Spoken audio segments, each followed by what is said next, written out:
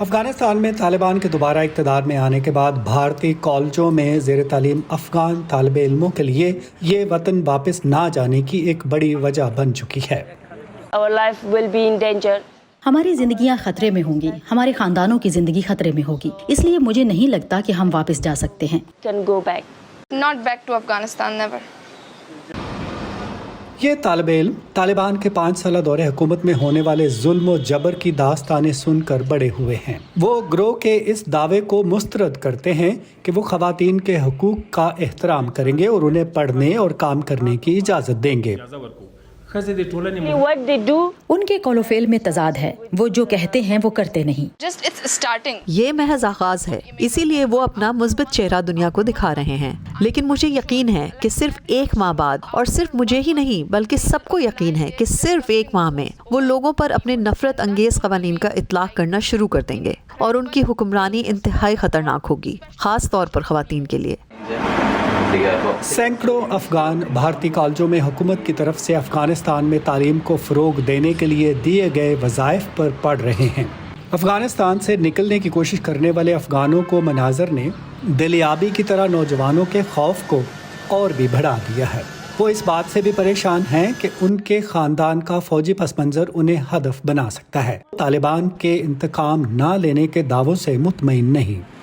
one of my brother killed by Taliban in 2016. میرا ایک بھائی اپنی ڈیوٹی کے دوران سن 2016 میں طالبان کے ایک بم دھماکے میں مارا گیا تھا، اور فوج ہی میں میرا ایک اور چھوٹا بھائی ہمیں طالبان کی طرف سے ملنے والے پیغامات کی وجہ سے بھاگ گیا، تو اس میں بہت خطرہ ہے۔ So it's very risky. کچھ طالب علموں کو لگتا ہے کہ ان کا مستقبل چھین لیا گیا ہے۔ علی نظر نبی زادہ کابل حکومت میں شامل ہونے کی خواہش رکھتے تھے، لیکن اب وہ بھارت میں رہنا چاہتے ہیں۔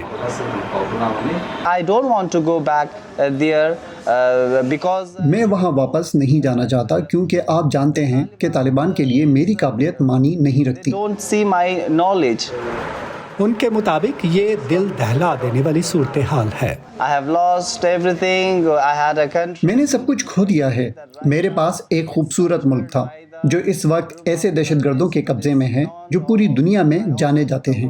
میرا دل ٹکڑے ٹکڑے ہے، میں ٹوٹا ہوا ہوں، میں واقعی دل برداشتہ ہوں۔ I'm really broken. کچھ کے پاس متبادل ہیں۔ مینا عظیمی کا کینیڈا مائیگریٹ کرنے کا ارادہ ہے اور وہ نہیں جانتی کہ وہ کبھی اپنے وطن واپس جا پائیں گی۔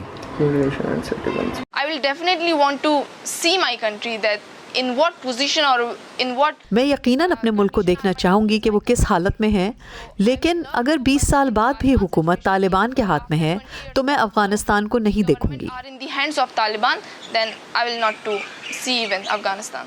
دوسرے طالب علموں کو واپس جانا پڑ سکتا ہے، اگرچہ شکوک و شبہات کے باوجود وہ شدت سے چاہتے ہیں کہ طالبان ایک اعتدال پسند موقف کے وعدے پر عمل کریں۔ We hope that they actually changed ہم امید کرتے ہیں کہ ان کے ذہن اور خواتین کے خلاف ان کا رویہ واقعی بدل گیا ہو۔ against of women.